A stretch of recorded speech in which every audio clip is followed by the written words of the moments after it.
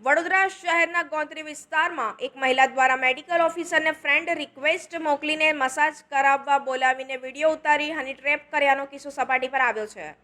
મહિલાના સાગરીતોએ પોલીસ બનીને દરોડો પાડી 10 લાખની માંગણી કરીને 1 લાખ પડાવી લીધા બાદ ઉઘરાણી કરતા હતા। ભોગ બનનારે પોલીસનો સંપર્ક કરતા હની ટ્રેપ કરતી ટોળકી પોલીસના હાથે ઝડપાઈ ગઈ। પ્રાપ્ત માહિતી અનુસાર શહેરના ન્યૂ સમારોડ વિસ્તારમાં રહેતા અને મંજુસરની ખાનગી કંપનીમાં મેડિકલ ઓફિસર તરીકે ફરજ બજાવતા અતુલ કાનજીભાઈ પટેલને થોડા દિવસ પહેલા જુહી લાબના નામની યુવતીની ફ્રેન્ડ રિક્વેસ્ટ ફેસબુક પર આવી હતી। જે ફ્રેન્ડ રિક્વેસ્ટ સ્વીકારીને અતુલ પટેલે જુહી સાથે ચેટ શરૂ કરી હતી। જુહીએ પોતે મસાજ થેરાપિસ્ટ તરીકેની ઓળખ આપીને મસાજ કરાવવા માટેનો પ્રસ્તાવ મૂક્યો હતો। જે બાદ અતુલભાઈ પટેલે 1000 રૂપિયામાં મસાજ કરાવવાનું નક્કી કર્યું હતું અને અતુલભાઈ જુહીના ઘરે ગોત્રી સંસ્કારનગર ખાતે પહોંચ્યા હતા। જ્યાં બેડરૂમમાં જઈને મસાજ માટે કપડાં કાઢતાની સાથે જ 3 ઇસમો ઘરમાં ધસી આવ્યા હતા અને પોલીસ હોવાની ઓળખ આપી હતી।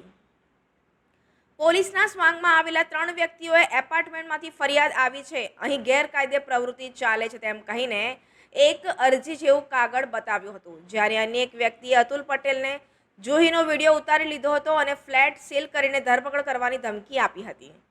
પોલીસના નામની ડરી ગયેલા અતુલ પટેલે બહાર જ પતાવટ માટે રજૂઆત કરતા પોલીસના સ્વાંગમાં આવેલા ગઠિયાઓએ 10 લાખ રૂપિયાની માંગણી કરી હતી અને રૂપિયા નહીં આપે તો કેસ કરીશું તેવી ધમકી ઉચ્ચારી હતી।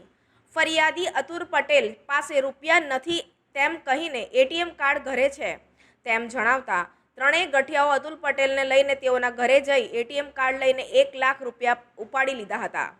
બાકીના રૂપિયા સાંજે આપવા પડશે નહીં તો વિડીયો વાયરલ કરીને બળાત્કારના કેસમાં ફસાવી દેવાની ધમકી ઉચ્ચારી હતી। બીજા દિવસે મસાજ માટે બોલાવનાર મહિલા જુહી લાબનાએ પણ ફોન કરીને ફરિયાદી પાસે રૂપિયાની માંગણી કરી હતી અને રૂપિયા નહીં આપે તો બળાત્કારના કેસમાં ફસાવી દેવાની ચીમકી ઉચ્ચારતા અતુલ પટેલે ગોત્રી પોલીસ મથકનો સંપર્ક કર્યો હતો। જ્યારે ગોત્રી પોલીસે હની ટ્રેપ મામલે ફરિયાદ લઈને મહિલા જાગૃતિ ઉર્ફે જુહી, યોગેશ લવાણા, સની બારોટ, અનિલ બારોટની ધરપકડ કરીને વધુ તપાસ હાથ ધરી છે।